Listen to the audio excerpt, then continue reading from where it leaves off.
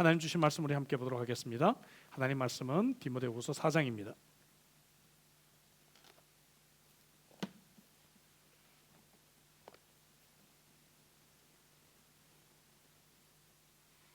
디모데후서 4장 6절부터 17절까지 우리 한 절씩 교독하도록 하겠습니다.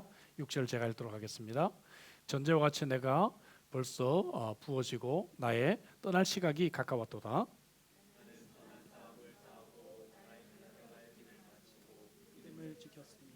이제후로는 나를 위하여 의의 면류관이 예비되었으므로 주 곧 의로우신 재판장이 그날에 내게 주실 것이며 내게만 아니라 주의 나타나심을 사모하는 모든 자에게도니라.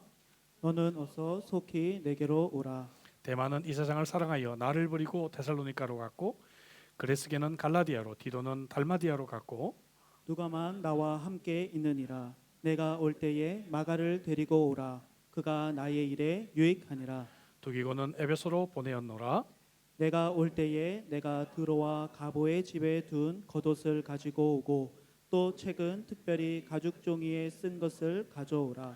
구리 세공업자 알렉산더가 내게 해를 많이 입혔음에 주께서 그 행한 대로 그에게 갚으시리니 너도 그를 주의하라. 그가 우리 말을 심히 대적하였느니라. 내가 처음 변명할 때에 나와 함께 한 자가 하나도 없고 다 나를 버렸으나 그들에게 허물을 들리지 않기를 원하노라. 주께서 내 곁에 서서 나에게 힘을 주심은 나로 말미암아 선포된 말씀이 온전히 전파되어 모든 이방인이 듣게 하려 하심이니 내가 사자의 입에서 건짐을 받았느니라. 아멘. 아멘. 옆에 계신 분 또 우리 함께 예배를 드리는 온라인으로 함께 예배 드리는 분들을 향해서 우리 한번 인사하도록 할까요? 사랑하고 축복합니다.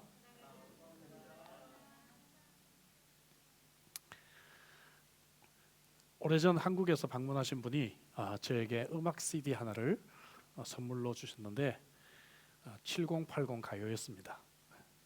이분이 신앙이 없으신 분인데 외국에서 외로울 테니까 흘러간 가요로 마음을 달래라는 아마 그런 뜻이었던 것 같아요. 근데 문제는 저나 아내나 사실 가요에 별로 관심이 없습니다. 포장을 뜯지도 않은 채 자동차 뒷좌석에 어딘가 처박아 두었죠. 한참 지나고 난 뒤에 이제 당시 멜번 대학교에 다니는 저희 딸이 이사를 해서 자동차로 제 아내와 함께 멜번을 가서 이사를 도와주고 저는 사역 때문에 이제 바로 자동차를 타고 오게 되고 제 아내는 며칠 더 딸을 돕다가 이제 비행기를 타고 오도록 되어 있었습니다. 혼자 이제 장거리 한 11시간, 12시간을 운전해서 오게 되니까 음악 CD를 찾았어요. 제가 좋아하는 합창곡이나 복음성가 이런 걸 찾았는데 며칠 전에 아내가 차를 청소한다고 CD들을 모조리 다 꺼내놓은 상태였습니다. 아무리 찾아도 CD가 없어요. 그래서 아쉬운 대로 클래식이라도 있을까? 그마저도 없었습니다. 이 먼 거리를 어떻게 혼자 운전해서 갈까 했는데 뒷좌석에 방치되어 있던 그 가요 CD 7080 CD가 하나 나왔습니다. 저거라도 털고 가면 좀 덜 심심하고 외로울 것 같아서 좀 소리라도 나니까 위로하며 가자. 그래서 차를 출발해서 듣기 시작하는데 이것도 꽤 들만하네 그런 생각이 이제 들기 시작했습니다. 그러다가 송창식의 우리는이라는 가요가 나오는데 그만 차를 도로 한쪽에 세우고 깊이 감상을 했습니다. 연인과의 관계를 말하는 이 가사가 주님과 나와의 관계를 생각해 보니까 그렇게 은혜가 되더라고요. 이 가요를 들으면서도 은혜를 무척 받게 되었어요. 그 뒤로 제가 이 노래를 좋아하게 되었습니다.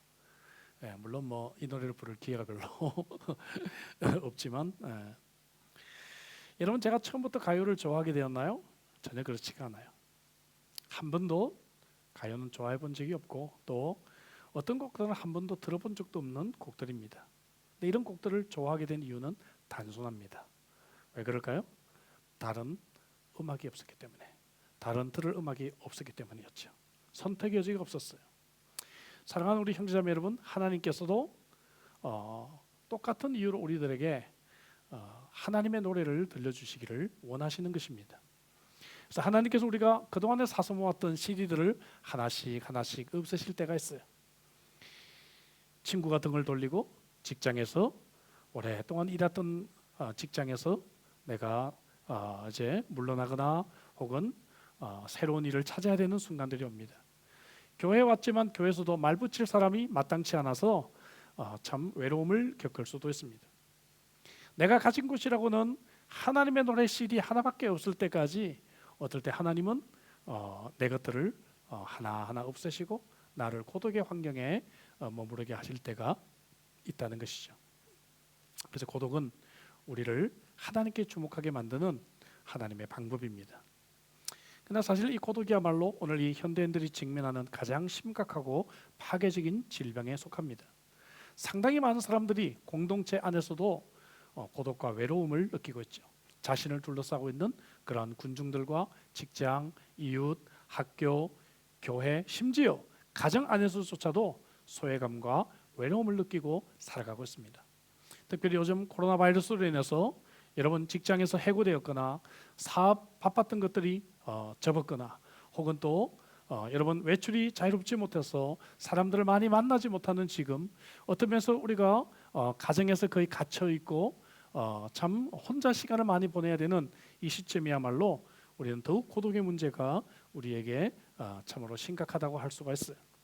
빌리 그레이엄 목사님은 현대 정서적 외로움이야말로 이 시대의 가장 큰 문제라고 지적을 한 적이 있고, 이 시대의 가장 위대한 크리스찬 정신의학가였던 폴 트레니에는 그는 외로움이야말로 이 시대의 가장 절망적인 만성적인 질환이다, 그런 표현을 한 적도 있습니다. 심장병 환자의 50% 이상이 그들이 병을 갖기 전에 외로움과 낙담을 경험했다는 보고가 있습니다. 의학적으로 심리치료를 받고 있는 환자들의 80% 이상은 외로움 때문에 불면증과 신경쇠약을 이미 경험하고 있었다고 보고하고 있어요. 오늘 우리는 고독의 원인이 무엇인지를 좀 생각해보고 어떻게 우리가 이 고독을 성경적으로 치유할 수 있는지를 진지하게 좀 생각해 보려고 합니다. 첫째, 고독은 왜 생기는 것일까? 고독의 원인은 한마디로 말하면 친밀감이 결핍하기 때문에 생기는 그런 문제입니다. 혼자서 이 어려운 일을 해야 된다는 그 느낌이 들 때, 그렇죠? 혼자 먼 거리를 혼자 여행해서 간다, 혼자 먼 거리를 운전해서 간다. 고독이 찾아오지 않아요? 벌써 마음이? 혼자서 이 질병과 싸워야 된다, 혼자서 죽음을 맞이해야 된다. 그래서 죽음이 무척 우리에게 힘든 것입니다. 혼자서 마치 캄캄한 미래를 맞서야 된다는 그런 느낌을 우리에게 가질 때, 주위에 사람이 없어서가 아니라 누구도 나를 사랑하지 않는다고 느낄 때, 아니 누구도 내가 이 땅에 존재하지도 않는 것처럼 그렇게 무관심할 때, 그때 우리는 고독을 느끼게 되는 것입니다. 오늘 본문 저와 여러분 읽은 디모데후서는 바울이 이제 로마의 감옥에서 그의 제자이자 친구였던 디모데에게 쓴 그러한 생애 마지막 편지입니다. 그런데 이 편지에서 오늘 이 바울은 바울답지 않은 너무나 인간적인 모습을 우리들에게 보여주고 있어요. 그래서 뭔가 하면은 디모데야, 보고 싶으니까 좀 빨리 올래? 속히 올래? 이런 표현을 쓰고 있단 말이죠. 우리가 지금까지 아는 이 바울 사도의 모습은 얼마나 강인합니까?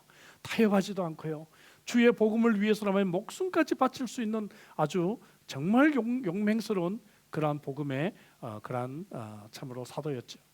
오늘 본문은 너무나 인간적인 모습을 우리가 보게 되는 것입니다. 이제 죽어가고 있는 한 늙은이의 모습이 본문에 나온다, 그렇게 말할 수 있어요. 고독의 첫 번째 원인으로는 사회적인 요인을 물론 말할 수가 있어요. 오늘 우리 시대는, 우리가 살고 있는 시대는 이동성의 사회입니다. 인구의 통계에 의하면 20%가 여러분 움직이고 있어요. 거주지가 옮긴단 말이죠. 그래서 현대인들은 뿌리가 없습니다. 인간관계 깊은 우정이 없고, 이웃은 그냥 언제 또 내가 이곳을 떠날지 모르니까 그냥 알고 있는 사람일 뿐입니다. 인간관계 우정이 없습니다. 사회제도가 계급적입니다. 경쟁적입니다. 요즘은 특별히 개인의 능력에 따라서 연봉제 이런 것들을 하잖아요. 성과급제 이런 걸 해요. 그러다 보니까 같은 회사 직원이지만 우리는 서로 경쟁하는 관계가 돼요. 내면은 더욱 어렵습니다. 현대의 기술 문명은 철저하게 우리를 비인간적으로 만들고 있습니다. 어디를 가나 우리는 나라고 하는 고유명사로 취급을 받지 못하고 항상 번호나 숫자로 우리가 불려지게 돼요. 은행 가면은 36분 고객님 오십시오 하지 이름을 부르지 않아요. 나는 36분이 되어 있는 것입니다. 병원, 관공서 어디를 가도 번호로 불립니다. 운전면허 번호가 무엇이고, 신용카드 번호, 휴대번호, 휴대전화번호, 통장번호, 비밀번호. 우리는 계속 번호에 의해서 우리는 취급을 받고 있어요. 근래 한국교회가 코로나 시대를 어느 정도 극복해 나가면서 이제 현장 예배를 다시 시작을 했는데 많은 교회들이 중형 교회상들은 교인들에게 바코드를 나눠줬습니다. 왜냐하면 출석 체크를 정확하게 해야 되니까. 그러니까 과거에는 내가 참으로 이름으로 교회 직분으로 내가 참으로 교회 출석이 됐는데 이제는 바코드로 출석이 되고 있다 하는 것입니다. 우리는 더 이상 나라고 하는 인격체이기 전에 우리는 번호고 숫자고 코드로 우리는 분류가 되고 있다는 것입니다. 사회적인 요인을 두 가지로 말할 수 있는데 첫째는 변화입니다. 방금 말씀드린 것들이 좀 변화죠. 바울은 인생에서 큰 변화를 지금 겪고 있습니다. 그는 지금 죽음을 앞두고 있어요. 지금까지 바울이 이런 변화를 경험한 적이 없습니다. 그리고 자신에게 시간이 얼마 남지 않았다는 것을 알고 있었어요. 그러니까 그는 외로움이 있는 것입니다. 6절에 볼까요? 6절에 보니까 전제와 같이 내가 벌써 부어지고 나의 떠날 시각이 가까웠도다. 그런 생에서 가장 큰 변화인 죽음을 앞두고 있는 상태입니다. 인생은 수많은 변화와 다양한 무대가 전개되고 있죠. 어쩌면 사람이 성장한다는 것은 이런 변화와 다양한 무대를 극복해가면서 이루어지는 것입니다. 하지만 이런 변화를 거치면서 우리는 외로움과 고독을 경험하게 돼요. 쉽게 말씀드려서 아이가 엄마 품에 있다가 엄마를 떠나서 유치원에 가면 한쪽 구석에서 그냥 이렇게 하루 종일 있어요. 외로움과 고독을 경험하는 것이죠. 학교를 바꾸고 직업을 갖고 유학이나 이민을 가고 여러분 은퇴하고 이런 것들은 우리들에게 이런 변화들로 말미암아 고독을 우리에게 주고 있다 하는 것입니다. 특히 사랑하는 사람과 이별하는 것 혹은 또 그들과 사별하는 것 가장 큰 외로움을 우리들에게 겪게 합니다. 또 한 가지 사회적인 중요한 요인은 분리죠. 분리. 그래서 혼자 있게 된다는 것입니다. 말씀드린 대로 유학이나 이민, 직업 이런 것들 때문에 가족이나 친구들을 떨어져서 살게 되는 것이죠. 오늘날 특별히 해외여행에 자유롭고 그 주지가 자유롭게 선택할 수 있는 이 시점에는 많은 사람들이 이런 경험을 합니다. 하지만 여러분 이러한 혼자 있는 분리는 얼마나 우리 인간들에게 큰 어려움을 주는지 몰라요. 여러분 감옥에서 문제를 일으키는 죄수들에게 가장 큰 형벌이 뭔지 아세요? 어두컴컴한 독방에 혼자 가두는 것입니다. 가장 큰 형벌이에요. 왜냐하면 사람은 사회적인 존재고 서로 상호작용이 반드시 필요하기 때문이죠. 말씀드린 대로 오늘 본문 9절을 보면 바울이 디모데에게 어서 속히 내게로 오라 이런 표현을 계속하고 있는 것입니다. 지금 외국인 로마의 감옥에 갇혔던 바울은 친한 친구들의 이름을 계속 열거하고 있지만 누가 외에는 나와 함께 있는 사람이 없다라고 외로움을 호소하고 있습니다. 오랜 기간 동안 그는 선교 여행을 하면서 많은 사람들과 함께 사역을 해왔지만 인생의 말년에 그가 사랑했던 사람들과 함께 있지 못하고 떨어져 있으면서 고독을 경험하게 된 것입니다. 그래서 13절 21절에서도 바울은 계속해서 디모데에게 어서 오라, 겨울이 오기 전에 속히 오라 그런 표현을 그도 요청하고 있습니다. 이제 내게 시간이 얼마 남지 않았다는 것이죠. 여러분들이 지금 속히 오기를 원하는 사람은 누구입니까? 누군가에게 편지를 써야 되고 누군가에게 전화를 해야 된다면 바로 그 사람들은 누구입니까? 만남을 통해 아픔을 참으로 극복하고 고독을 이길 수 있는 그러한 사람들이 우리 주위에 필요할 것입니다. 두 번째 고독의 원인은 심리적인 요인입니다. 심리적인 요인. 역시 두 가지 중요한 것 거절과 배신의 문제를 좀 생각해 보도록 하죠. 사람들의 거절을 당하고 핍박을 경험할 때 우리는 고독을 경험하게 돼요. 본문 14절에 바울이 무슨 얘기를 하고 있는가 하면은 구리 세공업자 알렉산더가 내게 해를 많이 입혔음에 알렉산더가 바울에게 무슨 일을 했는지 정확하진 않지만 그는 바울을 비방하고 선동했고 집단적으로 바울에게 등을 돌리게 했던 것 같습니다. 15절에 이어지는 데 보면 그가 바울을 심히 대적했다 이렇게 표현하고 있거든요. 이런 거절감, 사람들이 나를 거절한다, 사람들이 나를 대적한다 이런 것들이 우리로 하여금 고독감을 느끼게 한다는 것입니다. 유명한 인기 여배우였던 마릴린 먼로, 그는 외로움을 이기지 못하고 이런 짧은 주소를 남기고 자살했습니다. 나에게 명성과 돈과 인기가 부족하지 않지만 나를 진정으로 사랑해 주는 사람은 없다. 그래서 나는 외로워서 스스로 목숨을 끊는다. 여러분 그렇죠? 친구들이 합심해서 나를 왕따시킬 때 혹은 또 사랑하는 친구나 애인으로부터 결별 통보를 받을 때 나를 거절하고 있다는 이러한 심리적인 압박감 때문에 우리는 고독을 느낍니다. 내가 오해받고 있을 때, 곤란한 일에 처했을 때, 아무도 내 편이 없다고 생각될 때 자기만의 껍질 속으로 들어가고 세상과 벽을 더 쌓고 싶은 충동들이 우리들에게 생기게 된다 하는 것이죠. 또 한 가지는 배신입니다. 그렇죠? 누군가 믿었는데 그 사람이 나를 배신할 때, 등을 돌릴 때 바울의 아픔을 들어볼까요? 16절. 내가 처음 변명할 때와 나와 함께 한 자가 하나도 없고 다 나를 버렸다. 바울이 그렇게 고백하고 있죠. 여러분, 어려운 일이 닥치자, 내가 감옥에 갇히자 사람들이 나를 다 떠나버렸어. 이것이 바울의 고백인 것이죠. 여러분, 이 배신은 사람이 감당하기엔 정말 힘든 그러한 심리적인 고통입니다. 여러분, 그래서 하나님께서 우리에게 가장 싫어하시는 것이 우상숭배와 간음 아닙니까? 이것은 바로 하나님과 사람을 배신하는 행위이기 때문에 그래요. 어제나 오늘날 한결같이 성실하신 하나님은 여러분, 우리도 성실함으로 서로 신뢰하고 서로 하나 되는 교제를 갖기를 원하시는 것입니다. 자, 사회적인 요인과 심리적인 요인과 더불어 가장 근본적인 것은 영적인 요인입니다. 우리는 영적인 이유 때문에 고독을 느껴요. 왜냐? 인간 외로움의 근본적인 원인은 인간이 하나님을 떠났기 때문에 발생하는 것입니다. 아담이 죄를 짓고 하나님을 피해 숨는 순간부터 아담은 외로움을 느끼고 사람은 고독을 알게 되었습니다. 요나도 하나님의 명령에 불순종하여 도망갈 때 그는 배 밑창까지 들어가서 억지로 잠을 청해야 되는 스스로의 고독의 무덤을 파게 되었다는 것이죠. 이처럼 죄의식이 우리 자신을 자꾸만 움츠리게 만듭니다. 죄에서 해방되지 못할수록 더 많은 외로움을 우리는 느끼게 됩니다. 그리고 우리가 하나님과 멀어지면 멀어질수록 우리는 세상의 그 어느 것도 채울 수 없는 고독이 우리를 휩싸게 된다 하는 것입니다. 이것이 바로 영혼의 영양실조가 찾아오는 원인들이죠. 자, 그럼 어떻게 우리가 이 고독을 해방해 볼 수가 있을까요? 처방해 볼 수 있을까요? 고독의 처방입니다. 일반적인 사람들은 고독을 처방하기 위해서 중독이라고 하는 것을 선택합니다. 어딘가에 빠져요. 예.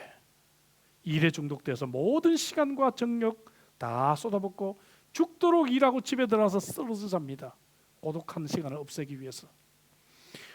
어떤 사람은 돈과 물질에 빠져봅니다. 돈만 있으면 사람들이 내 주위에 몰려들 것이다. 내가 좀 더 물질이 있으면 사람들이 나를 찾을 것이다. 내 자녀들도 돈 때문이라도 내게 좀 더 한 번이라도 찾아오지 않을까, 그렇게 생각합니다. 그러나 여러분, 우리가 보물이 있는 무인도에 가서 혼자 그 보물을 즐긴다고 해서 행복하겠습니까? 예. 평생 그 물질 내 거다라고 소리친들 무슨 의미가 있겠습니까? 어떤 사람은 드라마에 중독이 돼요. 그래서 영화나 드라마를 그냥 계속 보면서 외로운 시간을 달래려고 애를 많이 씁니다. 제가 아직 정확한 통계는 아직 조사 중인데 이번 코로나 바이러스 시대에 넷플릭스 이 시청률이 엄청나게 많이 올랐다 그래요. 사람들이 집에서 뭐 하냐? 영화 보는 거예요. 영화. 예, 영화 보고 드라마 보면서 이 시간을 대부분 보내고 있다고 하는 것이죠. 어떤 사람은 섹스에 중독이 되고, 어떤 사람은 포르노에 중독이 되고, 어떤 사람은 마약에 중독되고, 이러한 중독, 애딕션, 이 중독을 통해서 사람들은 이 고독의 문제를 해결하려고 애를 쓰고 있다는 것입니다. 그러나 여러분, 이런 것들은 우리들에게 문제 해결이 될 수가 없어요. 대표적인 인물이 하워드 휴즈죠. 이 사람을 주제로 한 영화가 2005년에 에비에이터라는 이름으로 제작이 된 적이 있습니다. 이 사람은 영화 산업과 항공 산업으로 그 당시 참으로 최초의 그러한 천만장자 기록을 깬 사람입니다.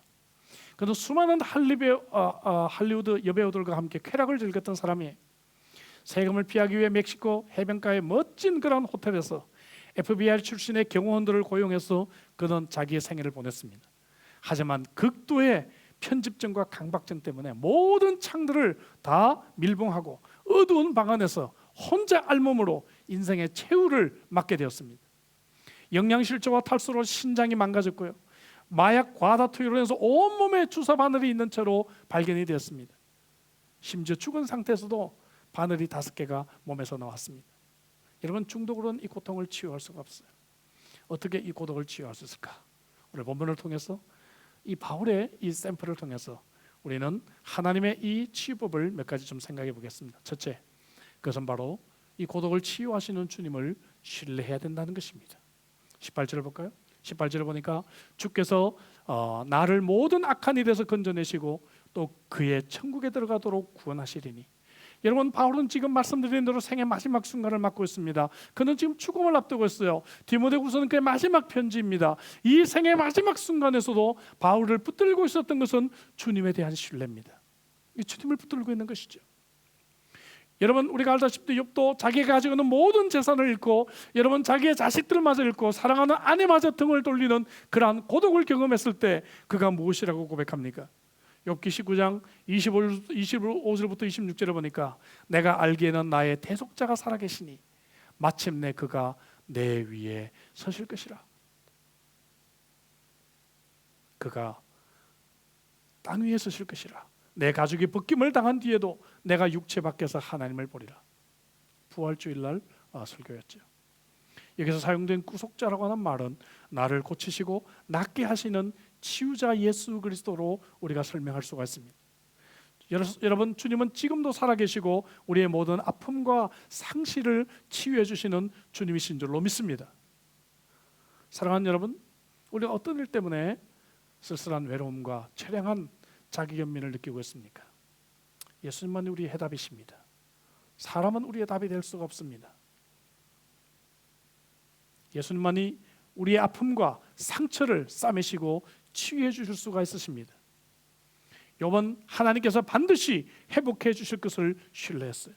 지금은 비록 모든 것을 잃어버린 외톨이 신세가 되었지만 주님이 돌봐주시고 모든 상실과 실추된 명예를 회복시켜 주실 것을 욥은 굳게 붙들고 있었습니다. 나를 돌보시는 그가 땅 위에 우뚝 서실 날이 반드시 올 것이다. 너무나 먼 구약시대의 사람이었던 욥이었지만 우리 주님의 그 놀라운 신뢰를 그가 가지고 있었죠. 두 번째로 우리가 고독을 치유하는 방법은 창조적으로 시간을 우리가 선용할 수 있어야 된다는 것입니다. 우리가 고독이 찾아오면 무기력해집니다. 아무것도 하기가 싫어요. 그렇죠? 예, 아무것도 하기가 싫어요. 근데 여러분 이때야말로 우리가 이 시간을 잘 지혜롭게 사용할 때라는 것을 우리는 알아야 합니다. 제가 좋아하는 영어 속담이 있어요. 고등학생 때 이걸 외웠는데요. 평생 아주 제가 이 말을 좋아하게 됐습니다. When life hands you lemon, make lemonade. 인생에 레몬처럼 쓰라린 그런 어떤 상황이 찾아올 때 레모네이드처럼 달콤하게 만드십시오. 참 멋진 말이었습니다. 바울은 의기소침해서 고독을 곱씹으며 지금 시간을 낭비하며 죽음을 기다리고 있지 않아요. 나를 존경하고 따르는 사람들, 내가 그 사람들 위해서 어떻게 했는데 이렇게 나를 배신할 수가 있단 말인가? 뭐 그런 생각하지 않았어요. 30년 동안이나 복음을 위해 내가 주님을 위해 일했는데 하나님 어떻게 나를 이 감옥에서 이렇게 쓸쓸하게 내가 죽음을 맞도록 이렇게 하십니까? 그런 생각을 가질 시간이 그에게는 없었습니다. 나를 통해 복음을 알게 됐던 수많은 사람들이 있는데 그 사람들은 지금 다 어디 가고 감옥에 면회 한번 오지 않는단 말인가? 바울은 그런 생각하지 않았다는 것이죠. 13절을 볼까요? 13절을 보니까 내가 올 때에 내가 들어와 가보의 집에 둔 겉옷을 가지고 오고 또 책은 특별히 가죽 종이에 쓴 것을 가져오라. 참 흥미로운 구절입니다. 바울이 지금 금방 죽을 사람인데 겉옷을 가지고 오라고 부탁을 해요. 여러분 이 시대에는 지금처럼 뭐 쉽게 옷을 사거나 그럴 때가 아니었어요. 옷이 귀한 때였습니다. 그러니까 무슨 부탁을 하는가 하면은 겉옷을 가져오면 내가 추위를 좀 이겨나갈 수 있겠다. 자기 관리를 지금 하고 있는 것입니다. 고독한 상황이 되면 사람들이 자기를 돌보지 않아요. 참 희한합니다. 무기력해지고 삶의 의욕을 잃게 됩니다. 그래서 잘 먹지도 않고 자기를 잘 돌보지도 않고 운동도 잘하지 않습니다. 필요한 것들을 챙기지 않아요. 그러나 오늘 바울은 혼자 죽음을 맞이하고 있는 이 감옥의 상황인데도 불구하고 그는 자신의 건강을 위해서 자신의 추위를 이기기 위해서 겉옷을 가져오라고 그렇게 이야기를 하고 있습니다. 또 남는 시간에 그는 신세 한탄이나 망상하고 있는 것이 아니라 책을 가져오라 13절에 그렇게 부탁을 하고 있어요. 내가 이 시간 여유 있는 시간에 내가 책을 써야 되겠다. 내가 글을 읽고 책을 좀 준비해야 되겠다. 여러분들 이것이 하나님의 놀라운 섭리였다는 것을 여러분들이 아십니까? 왜냐하면 바울은 스타일이 다니면서 열정적으로 복음을 전하는 사람이었지 조용히 앉아서 글 쓰는 사람이 아니었어요. 그러나 하나님은요, 이 바울이 지금 가지고 있는 신학적인 그런 여러분 어떤 지식과 그리고 선교하고 복음을 전하고 이렇게 목회했던 경력이 너무 아깝잖아요. 그래서 후대에 하나님은 전하기를 원했거든요. 책으로 남기기를 원했거든요. 그러니까 여러분 이렇게 잘 돌아다니고 복음 전하는 사람을 한 군데 지그시 앉아서 책 쓰게 하려면 어떻게 해야 돼요? 감옥에 지금 집어넣어야 되는 거예요. 예? 그러니까 하나님의 그 묘한 섭리 속에는 바울이 지금 이 감옥 속에서 그가 죽기 전에 그의 신학과 그의 목회 경력을 책으로 정리해야 될 그런 필요가 그에게 있었다는 것입니다. 할렐루야. 그래서 우리가 신약의 많은 책들이 여러분 바울을 통해서 남겨지게 됐고 우리가 이런 말씀을 통해서 우리가 참으로 은혜를 받고 있는 것입니다. 여러분 코로나 바이러스로 인해서 시간이 우리에게 좀 더 주어졌다면 우리가 고독을 느끼며 시간을 흡입할 것이 아니라 어떻게 우리가 이 시간을 잘 선용해야 할 것인가, 하나님께서 원하는 것이 무엇인가, 창조적으로 시간을 선용할 수 있어야 합니다. 이 시간에 성경을 좀 더 많이 읽어볼 수는 없을까요? 교회를 오래 다니면서도 내가 성경 제대로 읽지 않았다면 이 시기에 성경을 내가 몇 독 해보겠다 목표를 좀 세워볼 수는 없을까요? 이 기회에 내가 좀 요리를 좀 개발해 볼 수는 없을까요? 많은 호주 사람들이 여러분 이 기회에 집을 수리하기 위해서 하드웨어 샵들이 큰 호황을 누리고 있습니다. 내가 그동안 하지 못했던 것을 할 수가 있고요, 내가 부족했던 것들을 보충할 수가 있는 기회가 되기도 합니다. 저는 지난 3개월 동안 참 바쁜 시간을 보냈습니다. 수시로 변하는 정책에 맞춰서 정부의 법들을 확인하고 그 다음에 거기에 맞춰서 교회가 어떤 사역을 할 수 있을지 연구하고 고민하고 시뮬레이션 해보고 그 다음에 이것을 드라프트 해보고 사람들과 상의하고 작전을 짜고 계획을 짜고 홍보하고 광고하고 참 바쁜 시간을 보냈지만 그 와중에서도 제가 사람을 만나는 시간이 좀 줄었기 때문에 이 시간을 조금만 내가 좀 뗄 수 있으면 무슨 일을 할 수 있을까 고민하면서 제가 인도네시아 언어를 공부하기 시작했습니다. 예. 인도네시아 갈 때마다 내가 이 인도네시아 언어를 좀 더 제대로 배워야 되는데 그런 마음이 있었거든요. 한 번도 제대로 이게 배우지 못하고 그저 인사말이나 조그만 말에 머물러 있었거든요. 그래서 저는 3개월 동안 제가 핸드폰으로 인도네시아 언어를 공부를 했는데 한 단계를 제가 거의 떼게 됐습니다. 이제는 기초적인 것들은 제가 좀 편지도 좀 쓸 수 있는 단계가 되었어요. 잠깐입니다. 짧은 시간이지만 잠깐씩 시간을 내서 사람을 만나는 시간, 이런 시간들을 좀 할애를 해서 핸드폰으로 공부를 해왔어요. 이제 웬만큼 합니다. 예. 모르는 건 제가 인도네시아 선교사님에게 몇 번씩 물어봤어요. 그래서 조금씩 저도 이제 다음에 인도네시아 갈 때는 좀 더 잘할 수 있을 것 같습니다. 사실 금년에 2번이나 인도네시아 선교 스케줄이 있었는데 2번 다 아마 취소가 될 것 같습니다. 여러분 고독을 탈영하고 있을 시간에 할 수 있는 일을 한번 찾아보십시오. 할 수 있는 일을. 세 번째, 여러분 우리가 어떻게 이 고독을 우리가 물리칠 수 있는가? 부정적인 감정들을 잘 관리해야 되는 것이 얼마나 중요한지를 알아야 합니다. 여러분 우리는요 아까 말씀드린 대로 고독의 원인을 살펴봤듯이요 사람들과의 관계 때문에 우리는 참으로 아픔이 있어요. 그렇죠? 미움이 있고 분노가 찾아와요. 고독의 순간에. 그리고 열등감과 상실감 같은 것들이 찾아옵니다. 그러다 보니까 더 우리는 고립되게 되는 것이죠. 왜냐하면요 만나기만 하면 불평하고 냉소적이고 뭐 지도자들 비판하고 이런 사람은요 만나기 싫거든요. 그러니까 사람들이 나를 피해요. 그렇지 않습니까? 예. 기껏 좋다고 만났는데 자꾸 뭐 정치인들 욕하고 뭐 교회 뭐 돌아가는 거 비판하고 그러면요 사람들이 만나기 싫습니다. 예. 그러니까 나는 더 고독하게 되는 것이죠. 스스로 벽을 쌓는 것이죠. 자신을 감옥에 가둬놓는 것입니다. 여러분 누구에게나 이런 감정이 찾아와요. 바울에게도 이런 감정은 당연히 찾아옵니다. 본문 볼까요? 16절을 보니까 내가 처음 변명할 때에 나와 함께한 자가 하나도 없고 다 나를 버렸으나 이런 마음이 찾아오잖아요. 그러나 그들에게 허물을 돌리지 않기를 원하노라. 그 다음이 중요한 것이에요. 이런 감정은 누구에게나 찾아오지만 바울은 그들에게 허물을 돌리지 않겠다. 이런 부정적인 감정을 그가 관리하고 있는 것을 보게 됩니다. 나를 배신하고 있는 그들을 원망하지 않겠다는 뜻이죠. 부정적인 감정이 찾아올 때 이것을 극복하는 가장 중요한 비결은 기도입니다. 잊지 마십시오.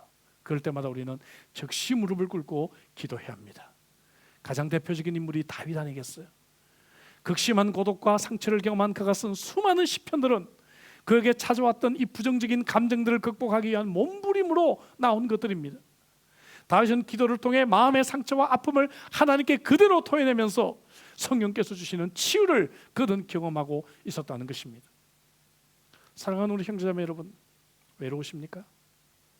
고독합니까? 마음이 힘듭니까? 부정적인 마음들이 자꾸만 찾아옵니까? 그럼 이 시간이야말로 우리가 무릎을 꿇고 하나님을 만나야 될 때입니다. 이때야말로 기도할 때 하나님께 그냥 고하세요. 외롭다고 고백하세요. 하나님께 힘들다고 그냥 고백하십시오. 하나님께 원수를 좀 어떻게 손 좀 봐달라고 기도하십시오. 하나님은 그런 기도도 우리에게 경청하신 하나님이십니다. 기도하는 사람은 바울처럼 환경이나 사람을 원망하지 않고 이 고독을 주신 하나님의 뜻이 무엇인지를 발견하기 위해 하나님께 나아가 이 부정적인 감정을 토해놓는 그러한 사람들일 것입니다. 자, 네 번째, 고독을 치유하는 방법은 하나님의 임재를 경험하는 것입니다. 여러분, 내 주위에 아무도 없다고 느낄 때 그때 하나님의 존재가 더 커지지 않을까요? 내 주위에 사람들이 많이 있을 때는 내가 하나님의 존재가 그렇게 아쉽지가 않을지 몰라요. 그러나 내 주위에 아무도 없다고 느낄 때야말로 여러분, 하나님이 나와 함께 계심이 얼마나 큰 거예요, 이게. 이때야말로 더 하나님의 임재를 우리가 경험할 때입니다. 그리고 이때야말로 변함없이 하나님이 나와 함께 계신다는 것을 내가 체험할 때. 17절 볼까요? 바울은 감옥에서 너무나 외로운 순간이지만 주님이 내 곁에 서서 나에게 힘을 주신다, 그렇게 고백하고 있지 않아요? 하나님이 내 곁에 있다, 내 곁에 계시다. 감옥에 누가 있어? 아무도 없죠. 내 곁에 누가 있다고요? 하나님이 내 곁에 계시다. 그래서 본문을 읽다가 참 이런 한 구절 한 구절이 너무너무 은혜가 되더라고요. 이런 각도에서 보니까 바울은 하나님의 임재를 이곳에서 경험하고 있습니다. 주님은 우리를 버리지 아니하시고 함께 하실 것에 대해서 성경에서 얼마나 많은 곳에서 약속하고 있는지 몰라요. 제가 수백 개의 구절을 댈 수가 있지만 하나만, 신명기 31장 6절 같이 한번 읽어볼까요? 다 같이. 너희는 강하고 담대하라. 두려워하지 말라. 그들 앞에서 떨지 말라. 이는 내 하나님 여호와 그가 너와 함께 가시며 결코 너를 떠나지 아니하시며 버리지 아니하실 것임이라 하고. 할렐루야. 하나님은 나와 함께 계시고 나를 떠나지 아니하시고 나를 버리지 아니하시겠다고 약속하고 계십니다. 똑같은 표현도 히브리서 13장 5절에도 나와요. 여러 곳에서 말씀하고 계십니다. 그렇다고 하면 나는 그 하나님과 이 시간에 입을 열어 대화할 수 있어요. 다윗도 외롭고 쓸쓸한 광야에서 늘 하나님과 대화하고 하나님의 임재를 경험하며 그 어려움을 극복했던 것입니다.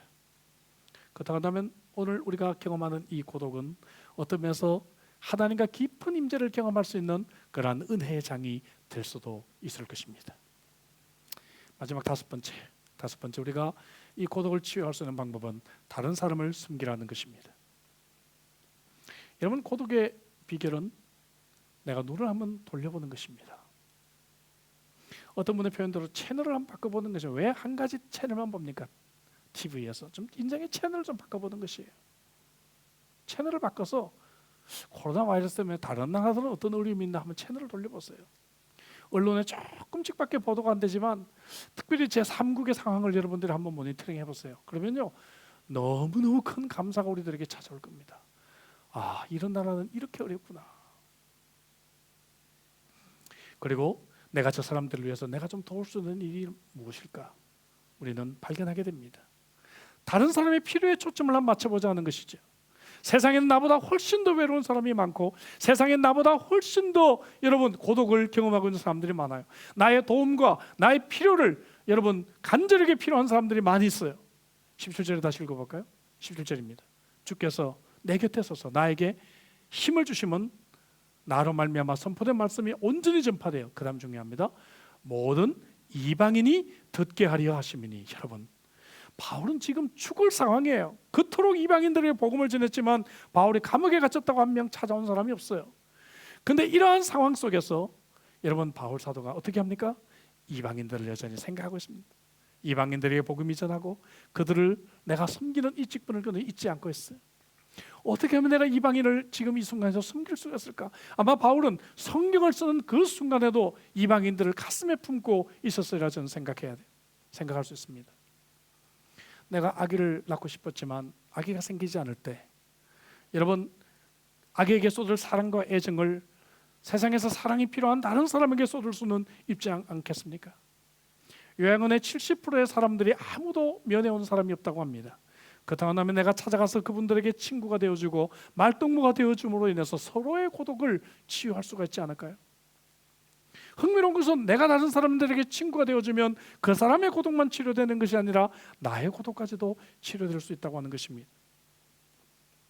내가 하나님 너무 외롭습니다 이런 불평을 멈추고 하나님 제가 오늘도 누군가의 좋은 친구가 되고 싶습니다 이런 기도를 할 수 있기를 주의 이름으로 축복합니다. 사랑은 고독을 치료하는 치료제입니다. 사랑받을 때까지 누군가 내게 다가올 때까지 기다리는 것이 아니라 내가 먼저 다가가 사랑을 베풀고 내가 사랑을 함께 나눠줄 때 그 사랑은 몇 배가 되어 나에게 다시 돌아오기 때문이겠죠. 여러분, 예수님은 우리의 고독을 이해하시는 분이십니다. 십자가에 못 박혀 돌아가시기 전날 밤 겟세마네 동산에서 고민하시면서 목숨을 건 기도를 하고 계시는데 사랑하는 제자들은 모두 잠들어 버렸습니다. 로마 군인이 예수님을 붙잡고 신문하며 공격할 때 제자들은 모두 도망치고 말았습니다. 가장 믿고 신뢰했던 제자 베드로가 자신이 보는 앞에서 3번이나 부인하게 됩니다. 십자가 위에서 감당할 수 없는 육체적인 고통은 여러분 참으로 있었지만 더더군다나 모든 인류의 죄를 짊어지시고 대신 십자가를 지시는 바로 이 죄인을 하나님 아버지마저도 외면하는 철저한 고독의 순간에 주님은 나의 하나님 어찌하여 나를 버리셨나이까 라고 하는 고독의 절규를 외치셨던 것입니다. 그래서 예수님은 고독이 무엇인지를 누구보다도 잘 아시는 분이십니다. 주님은 내가 얼마나 고독한지 잘 알고 계세요. 주님은 나의 외로움을 이해하시는 분이십니다. 그렇다면 여러분, 이 바로 주님께서 내 외로움을 만져주시고 내 고독을 해결해 주시기를 위해 우리가 기도하시기 바랍니다. 고독은 우리로 하여금 다시 하나님께 나오게 하는 그러한 계기가 됩니다. 그래서 고독도 축복이라고 말할 수가 있어요. 그래서 고독은 희망의 전주곡이라고도 말할 수가 있습니다. 그래서 오늘 설교의 제목이 고독을 통해 다시 하나님께로입니다. 고독을 통해 다시 하나님께로. 내가 세상의 것들이 다 끊어지고 세상의 친구들이 나를 버리고 내 혼자 있는 그 순간이야말로 다시 하나님의 노래가 무엇인지, 하나님의 CD가 무엇인지 다시 우리가 찾아볼 때입니다. 코로나 바이러스로 인해서 여러분 시간이 좀 있으십니까? 사람들과 좀 단절되어 있으십니까? 내가 살아왔던 환경으로부터 좀 떨어져 있으십니까? 이 시기 외로움과 고독, 여러분 이것 때문에 우리의 값진 인생을 낭비하지 마시고 오늘 주신 말씀을 가지고 이 고독을 극복하고 이 고독을 통해 새로운 세계를 다시 경험하시기를 주 이름으로 축복합니다. 기도하십시다. 주신 말씀 가지고 우리 한번 기도하도록 하죠. 사람들이 고독을 많이 호소합니다. 외롭다고 호소합니다. 집에 있는 것이 답답하다고 사람들이 호소합니다. 친구가 없다고 호소합니다. 여러분, 오늘 하나님께서 바울을 고독하게 하신 이유가 있다 그랬죠. 비록 그 이면에는 사람들이 바울을 버리고 참 배신하고 그리고 바울을 외면한 그러한 아픈 내면이 있지만 그러나 하나님은 바울의 이 고독도 주관하고 계십니다. 이 고독을 통해 성경을 쓰게 하시고 하나님은 놀라운 일들을 이루고 계십니다. 여러분, 그래서 우리의 환경은 하나도 그냥 우연히 주어지는 것이 없어요. 그냥 우리가 재수 없이 이 상황이 맞이한 건 아닙니다. 코로나 바이러스 하나님이 주신 건 아니지만 여러분 이 어려운 상황도 하나님은 주관하고 계십니다. 그리고 내가 지금 겪고 있는 이 어려움 속에서 하나님은 나를 하나님 누구보다도 가까이 임재하셔서 옆에서 내가 이 고독의 이 어려움을 뚫고 하나님과 더 깊은 만남으로 승리하기를 원하고 계십니다. 오늘 주신 말씀을 가슴에 품고 우리 한번 기도할까요? 하나님 은혜 주셨어, 복 주셨어. 하나님 참으로 이 고독의 이 삶의 환경 속에서 하나님과 동행하는 축복이 있게 하시고 시간을 선용하고 하나님을 붙들고 그리고 이 시기에 더욱더 하나님의 임재를 경험케 해주시고 시시때때로 찾아오는 부정적인 감정들을 벗어버리고 이때 오히려 다른 사람을 섬기고 사역에 더욱 열심을 갖게 해주시옵소서. 주신 말씀 품고 우리 한번 간절하게 기도하겠습니다. 기도하시겠습니다.